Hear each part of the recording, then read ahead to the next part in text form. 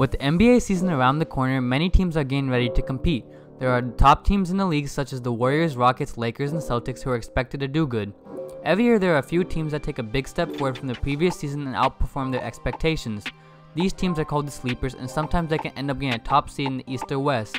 Let's take a look at the biggest sleepers for the 2019 NBA season.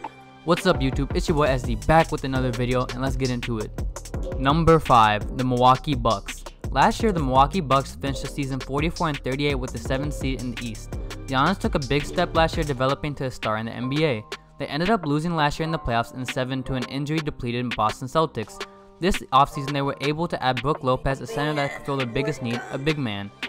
With Lopez's ability to stretch the court, this creates space for Giannis to work and could lead to higher productivity from the Bucks offense. They were also able to add Mike Budenholzer as their coach, who has in his first year with Atlanta led them to over 60 wins. With his experience with the San Antonio Spurs, he could get higher productivity out the bench and role players too. I feel like the Bucks have the ability to possibly reach the second round of the playoffs. Number 4. The Washington Wizards. The Wizards were able to address two of their biggest issues this offseason, with Dwight Howard being able to fill the paint and Austin Rivers providing a spark from the bench. They were only able to win 43 games last year and made the playoffs in the 8th seed. We have to remember though, John Wall missed a large portion of last season injured. His injury last season also provided an opportunity for Bradley Beal to take a step forward offensively.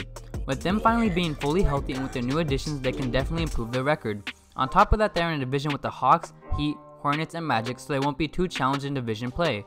The Wizards have the possibility to get a top 5 seed in the East. Number 3. The Dallas Mavericks. The Dallas Mavericks were abysmal last year, going 24-58 and ending up with the 5th pick in the NBA draft. They did improve quite a bit this offseason though. They added DeAndre Jordan, the paint protector they desperately needed, and Luka Doncic, a young guard to pair up alongside Dennis Smith Jr. They already had Harrison Barnes, a 19-point per game scorer with a championship experience.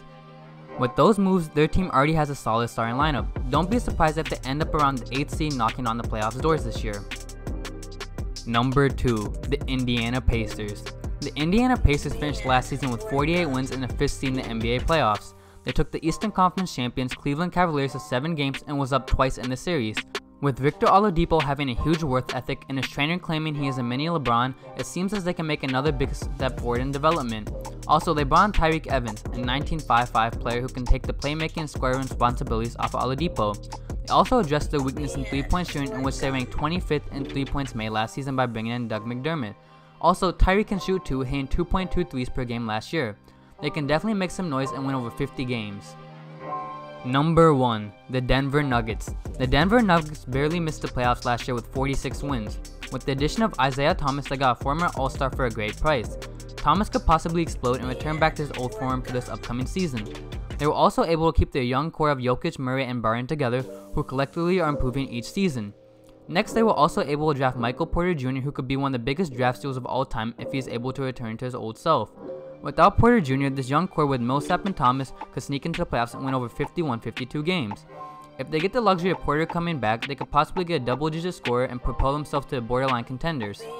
In conclusion, I feel like the Denver Nuggets are the biggest sleeper, but every team on the list has the potential to do better than their expectations. Thanks for watching, hit the like button, subscribe, hit the bell to get notifications when I post, and go check out my last video. I'm out.